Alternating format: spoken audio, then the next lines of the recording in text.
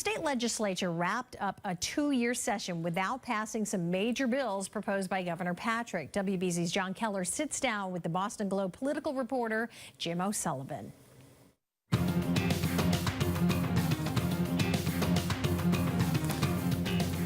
Good morning. Thank you very much for joining us. Another hectic week in Massachusetts politics is in the books.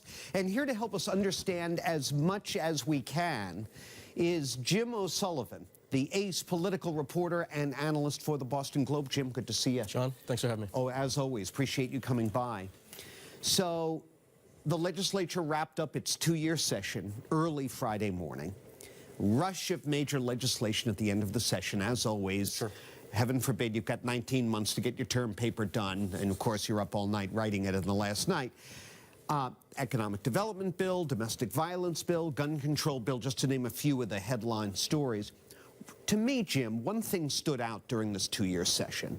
The friction between the legislative and executive branches, that's hardly unheard of, but many of Governor Patrick's major initiatives, the big transportation and tax bill that he wanted last year, this year the clean energy bill he was pushing for that would have promoted hydroelectric power, a bill curtailing non-compete agreements, all down the toilet. What happened here? A lot of times there's friction, and throughout Patrick's term there has been friction at times with various legislative leaders. I think at this point the more accurate way to describe it is distance and just sort of a lack of interest in the executive branch and in the legislative branch in engaging with each other. They both just sort of shrug and say, okay, we're going to wait this guy out and we'll deal with the next governor.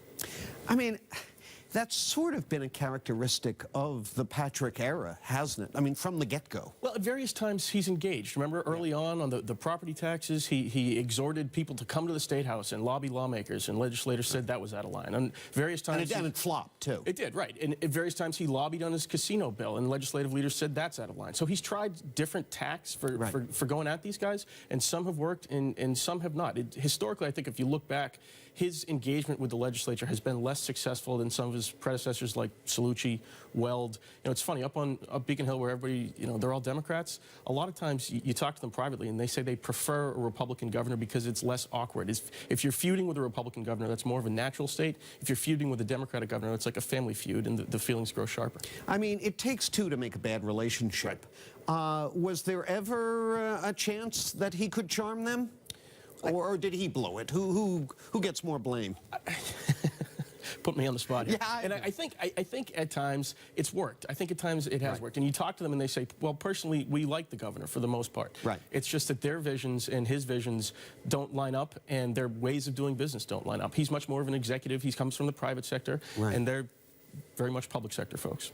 Let's talk, speaking of the public sector, I want to get back to the legislature a little bit with you, but one big story of this past week was Boston Mayor Marty Walsh's somewhat eyebrow-raising defense of John O'Brien, the convicted former probation commissioner, arguing that what he did wasn't a crime, he was a good guy who maybe got caught up in the culture, and the whole thing was a disgrace. Did that surprise you? You followed Walsh very closely. It did, and I'll tell you what, because it was sort of such a brazen defense and so out of step with what the sort of the public discourse has been. But here's the thing, Walsh is speaking for a fairly large segment of the political world who think that O'Brien got a raw deal, and Walsh was sort of unapologetic about it. He said, you know, I'm not gonna lie about the way I feel. Certainly was expressing the sentiment on Beacon Hill, where he served as a rep for many years. Well, a lot of people feel that for the most part, O'Brien, other than cooking the books a little bit and fibbing on a couple of those test scores, that O'Brien sort of had a target on his back. Yeah, and they really don't like the criminalization of that kind of thing. Yeah. All right, let's take a quick break. When we come back, more with ace political reporter Jim O'Sullivan of the Boston Globe. When we continue, stay with us.